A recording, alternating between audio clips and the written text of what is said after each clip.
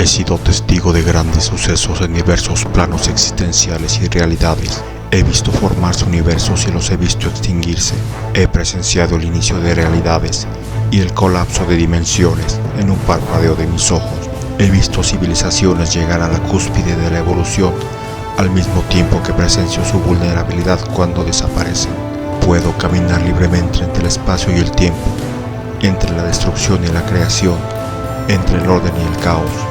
Me conocen como el ente intocable, invisible e innegable. Me han llamado el profeta del fin de los tiempos. Me llaman el Dios indiferente y el escriba del omnipotente. Soy Ipsor, el contador de historias.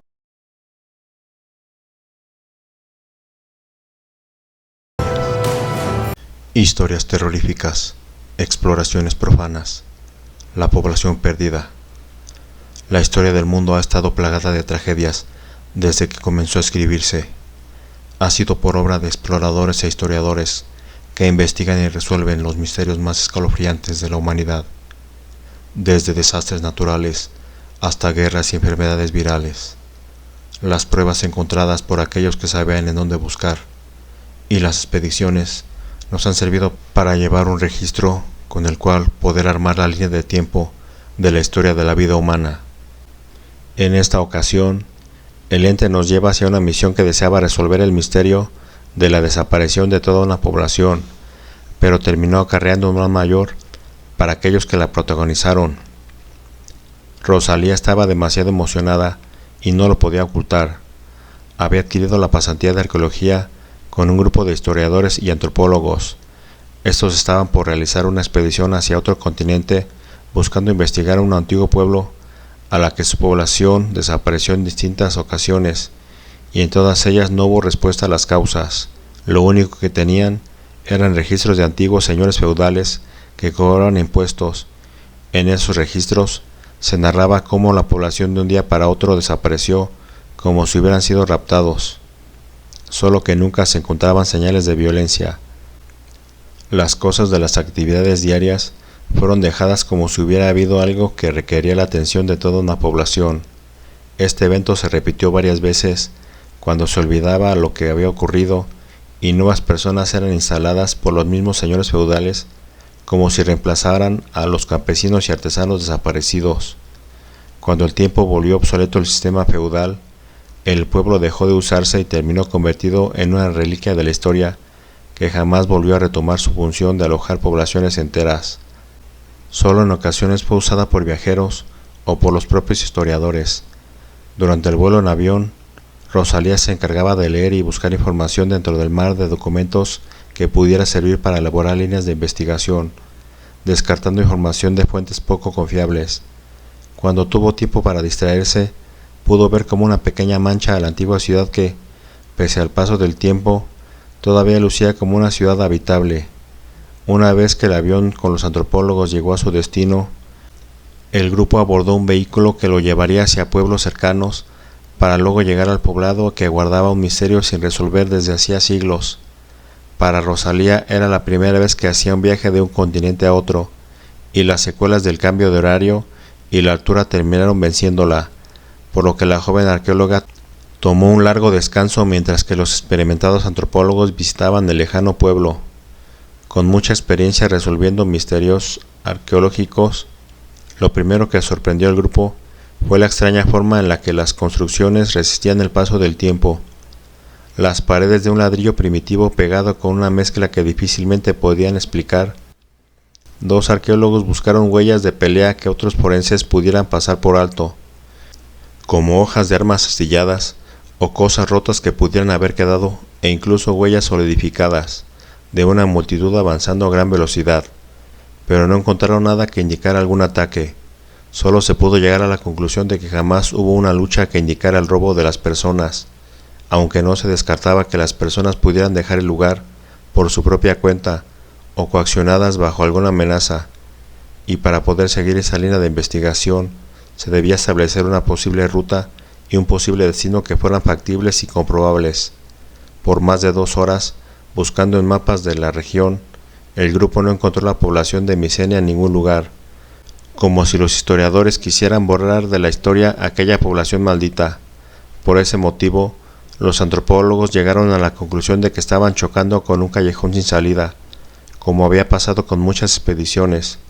Por un lado, no había forma de rastrear la población de ese lugar mediante registros genéticos, ya que no tenían la forma de conocer la genética de la población de Misenia, pero por otro lado, no se encontraron asentamientos en muchos kilómetros alrededor, lo que indicaba que la población completa tuvo que huir por muchos kilómetros sin ser detectada por los vigilantes del reino cuando éste existía.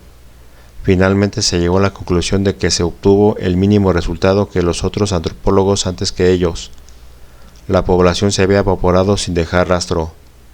Una vez que su cuerpo pudo recargar la energía necesaria para continuar, Rosalía se despertó en el hotel del pueblo vecino, sabiendo que el resto de los arqueólogos estaban ya trabajando en la ciudad de Misenia, por lo que tomó un vehículo de alquiler y se dirigió hacia la zona en donde su equipo buscaba una respuesta casi casa por casa. Una vez que llegó al lugar, Rosalía se dirigió a donde vería a sus empleadores. Estos buscaban registros de ADN en las antiguas herramientas hasta que la joven arqueóloga planteó la hipótesis de que la población pudo haber huido por cuevas subterráneas. Gilberto, el más escéptico de los arqueólogos, cuestionó la hipótesis recién planteada, pero el resto aceptó el buscar cuevas alrededor de la zona. No tardaron mucho en encontrar un túnel pequeño cerca de un gran árbol en la parte central del pueblo. El túnel estaba demasiado oculto por las ramas de una extraña planta. Por primera vez en muchos años se tenía una pista, y la planta misma fue tomada como prueba. Era tiempo de registrar el túnel avanzando por una rudimentaria escalinata que descendía por un oscuro camino que llevaba a una gran cámara, y ésta se veía repleta de un hongo extraño verde que tapizaba el techo y las paredes del túnel. Gilberto calculaba que habían recorrido casi 200 metros y planteó la hipótesis de que tal vez las personas murieron en ese lugar y que habían descendido para refugiarse de las constantes guerras que había en el pasado. Pero Rosalía argumentaba que no había forma de que no pudieran regresar, por muy enrarecido que se encontrara el oxígeno en esas profundidades. Jimena, otra arqueóloga en el grupo, dijo que la respuesta la obtendrían más adelante, en donde continuaba el largo descenso. Todos los integrantes del grupo de arqueólogos, a excepción de Gilberto, decidieron bajar, incluida a Rosalía, que no podía creer que en su primer día de trabajo se encontrara en medio de un importante descubrimiento. Para Gilberto se trataba de un descenso para el que no estaban preparados y que podían esperar hasta que encontraran equipo adecuado. Sin embargo, motivados por la promesa de terminar con el misterio más grande de la arqueología, decidieron continuar. Algo en el ambiente aumentaba la euforia en los exploradores, y estos descendieron durante horas sin que demostraran señales de fatiga, mientras que ya en la superficie se había hecho de noche. Gilberto regresó al pueblo con el fin de adquirir provisiones para sus amigos, mientras que comunicaba la noticia a instituciones nacionales e internacionales sobre el hallazgo. Mientras en la cueva, el grupo de arqueólogos empezó a sentir los estragos del pesado ambiente, aunque no tenían la intención de regresar, y solo decidieron descansar para recargar sus energías. 5 minutos después, reanudaron el descenso por las escaleras que continuaban hacia lo profundo de la tierra, notando que los escalones se hacían cada vez más estrechos y defectuosos. Por fortuna, el aire cambió metros adelante y era más respirable. Consternado por la salud de su grupo, Gilberto, acompañado de pobladores a los que pagó para que lo acompañaran, inició el descenso al no haber recibido respuesta del resto de arqueólogos después de una larga noche. El grupo de rescate iba preparado con material de primeros auxilios y muchas máscaras filtradoras de aire, además de alimentos y agua para sus compañeros.